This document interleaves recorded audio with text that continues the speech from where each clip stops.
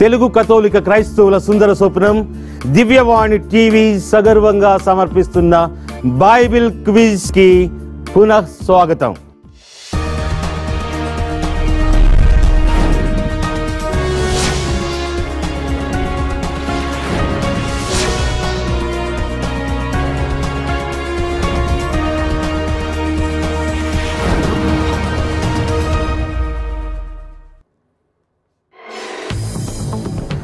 యేసు మొదట బోధించినది ఎక్కడ?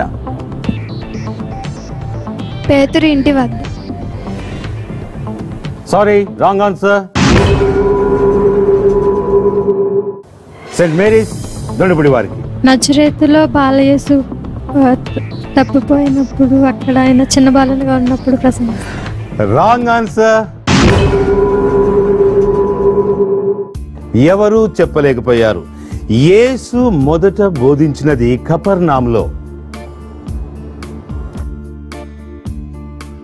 తరువాతి ప్రశ్న విజయ మేరీ గుణదల వారికి. లూకా సువార్తలో చెప్పబడిన ప్రవక్తి ఎవరు? లూకా సువార్తలో చెప్పబడిన ప్రవక్తి ఎవరు? Your time starts now. Annamma ప్రవక్తి. Right answer.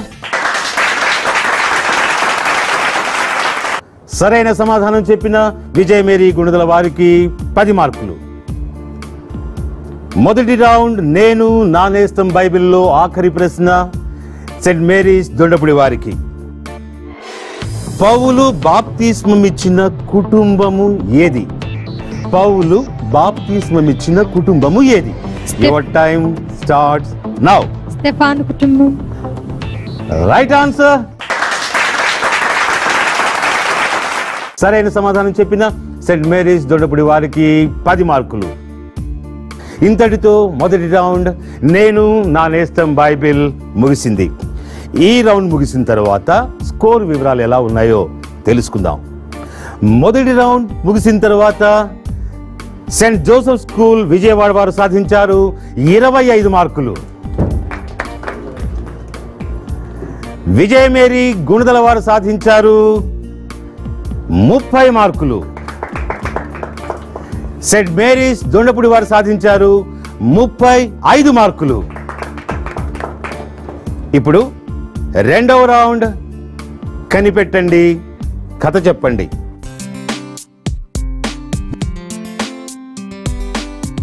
ఈ రౌండ్లో స్క్రీన్ పైన కొన్ని ఇమేజెస్ చూపిస్తాము.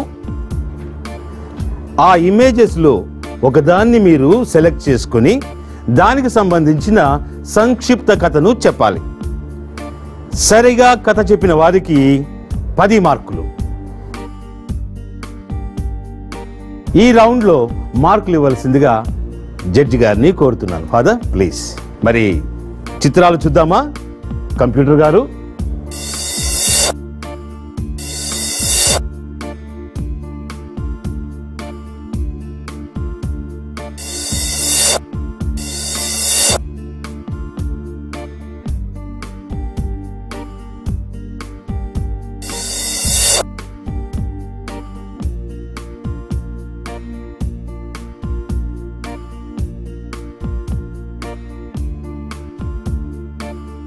ఇప్పుడు మొదటిగా చిత్రకథను చెప్పాల్సిందిగా సెయింట్ జోసెఫ్ విజయవాడ వారిని కోరుతున్నా. ఫోర్త్ పిక్చర్ అబ్రహాము ఇస్సాకును బలి ఇవ్వుట. అబ్రహాము దేవుని పట్ల భయభక్తులు కలవాడు, నీతిమంతుడు. అబ్రహాముకు సంతానం లేరు. అయితే అబ్రహాము దేవుడి మీద నమ్మకం ఉంచి అబ్రహామును ఒకరోజు దేవుడు ఇలా అనెను, అబ్రహాము నీకు సంతానం లేరు కదా, నీకు ఒక ఏకైక కుమారుని ప్రసాదిస్తాను అని చెప్పాను. అప్పుడు అబ్రహాము సరే ప్రభు అని చెప్పి అబ్రహాము విశ్వసిస్తాడు. తర్వాత అబ్రహాముకి తన ఏకైక కుమారుడైన ఇస్సాకు పుడతారు. దేవుడు ఒకరోజు నువ్వు నా మీద నమ్మకం కలవాడు కదా, ఇస్సాకును నాకు బలి ఇవ్వు అంటే అప్పుడు అబ్రహాము ఇస్సాకు బలి ఇవ్వడానికి సిద్ధమవుతారు. బలి ఇస్తుంటే పైన పరలోకం నుండి ఒక దేవదూత దిగివచ్చి నీ విశ్వాసం ఎంతో ఓకే, గొప్పది. టైం అయిపోయింది. ఇప్పుడు విజయ మేరీ గుణదల వారు కథ చెప్తారు. నేను 6th పిక్చర్ గురించి చెప్తాను. యేసు సమరయ స్త్రీ. యేసు ఒకరోజు యెరూషలేం నుంచి యెరూషలేంకు సమరయ మీదుగా వెళ్ళవలసి వస్తుంది. అయితే ఒకరోజు యాకోబు తన కొడుక్కి యోసేపుకి ఇచ్చిన పొలం దగ్గరలో ఉంటుంది. ఆ బావి కూడా యాకోబు ఇస్తాడు తన కొడుక్కి. యేసు దాని దగ్గర కూర్చొని ఉండగా శిష్యులు భోజనం తీసుకురావడానికి పట్టణానికి వెళ్తారు. అయితే ఒక స్త్రీ కడవతో ఆ బావి దగ్గరికి వస్తుంది. అప్పుడు యేసు అంటారు, నాకు త్రాగుటకు నీరు ఇమ్ము అంటే, నీవు యూదుడివైన నీవు సమరయ స్త్రీని ఎలాగా నీళ్ళు అడుగుతున్నావు అని అడుగుతాయి. ఎందుకనగా అప్పుడు యూదులకు సమరయులకు ఎట్టి పొత్తును లేదు. అడగగా నా దగ్గర నీరు చేద్దకు ఏమీ లేదు అని అంటుంది ఆ స్త్రీ. అప్పుడు యేసు నీ భర్తను పిలుచుకొని రమ్ము అని యేసు అంటే, సమరయ స్త్రీ నాకు భర్త లేడు అంటే, యేసు నీవు యథార్థం చెప్పేదివి, నీకు 5 భర్తలు ఉండిరి, కానీ నీవు ఇప్పుడు నీతో ఉండిన వాడు నీ భర్త కాడు అని చెప్తారు. ఓకే, తరువాత సెయింట్ మేరీస్ ఏలూరు వారు కథ చెప్తారు. 2nd picture. సౌలుకు దమస్కు నగరంలో యేసు ప్రభు దర్శనం ఇవ్వుట.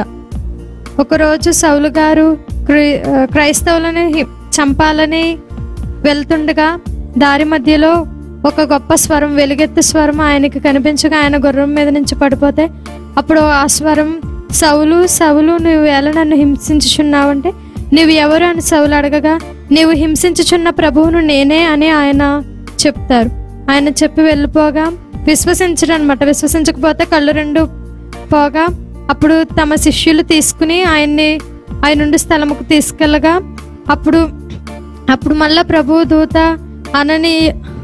అననీయకు దర్శనంలో చెప్తుంది. అక్కడ తార్సుపుర వాసి అని అననీయకు చెప్తారు, ఒక సౌలుకి కళ్ళు పోయినాయి, నువ్వు వెళ్ళి ప్రార్థన చెయ్యి, అతనికి కళ్ళు తెప్పించనగా అననీయ తన దగ్గరికి వెళ్ళి తన చేతులుంచి ప్రార్థన చేయగా సౌలు కళ్ళలో నుంచి చేప పొరలు వంటివి రాలి ఆయనకు మళ్ళా చూపు వస్తుంది. అప్పుడు ఆయన అక్కడికక్కడ జ్ఞానస్నానం పొంది పౌలుగా మారుతారు. ఓకే, చక్కగా కథలు విశ్లేషించి చెప్పారు. మరి వీరు చెప్పిన విధానాన్ని బట్టి ఎన్నెన్ని మార్కులు ఇవ్వవచ్చో మన న్యాయ నిర్ణేత గారు ఇస్తారు. Father please. Saint Joseph Vijayawada వారికి 9 మార్కులు, విజయ మేరీ గుణదల వారికి 8 మార్కులు, సెయింట్ మేరీస్ ఏలూరు వారికి 8.5 మార్కులు. ఓకే, ఫాదర్ ఏమైనా విశ్లేషిస్తారా? చక్కగా చెప్పారు పిల్లలు. ఇక్కడ గమనించవలసింది సమయం తక్కువ కాబట్టి ఎక్స్ప్లెనేషన్ ఎక్కువగా మనం ఇవ్వకూడదు. జస్ట్లో చెప్పగలిగితే బాగుంటుంది. చాలా బాగా ప్రయత్నం చేశారు. Very good. Thank you father, thank you very much. Thank you. ఇంతటితో 2వ రౌండ్ కనిపెట్టండి కథ చెప్పండి పూర్తయింది. మరి ఈ రౌండ్ పూర్తయిన తర్వాత స్కోర్ వివరాలు ఎలా ఉన్నాయో ఒకసారి చూద్దాం. ఈ రౌండ్ పూర్తయిన తర్వాత సెయింట్ జోసెఫ్ స్కూల్ విజయవాడ వారు సాధించారు 34 మార్కులు. విజయ మేరీ గుణదల వారు సాధించారు 38 మార్కులు. సెయింట్ మేరీస్ దొండపుడి వారు సాధించారు 43.5 మార్కులు. ఇంతటితో 2వ రౌండ్ పూర్తయింది. మరి ఈ 3వ రౌండ్ కథ చెబుతాను కనిపెట్టండి.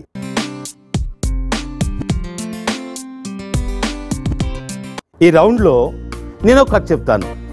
ఆ కథకు సంబంధించిన కొన్ని ప్రశ్నలను అడుగుతాను. సరైన సమాధానం చెప్పిన వారికి 10 మార్కులు. ఇది బజర్ రౌండ్. ప్రశ్న అడిగిన వెంటనే ముందుగా ఎవరు బజర్ ప్రెస్ చేస్తారో వారు సమాధానం చెప్పాలి. బజర్ ప్రెస్ చేసిన తరువాత సమాధానం చెప్పలేకపోయినా, తప్పు సమాధానం చెప్పినా మీ స్కోర్ నుంచి 10 మార్కులు మైనస్ చేయబడతాయి.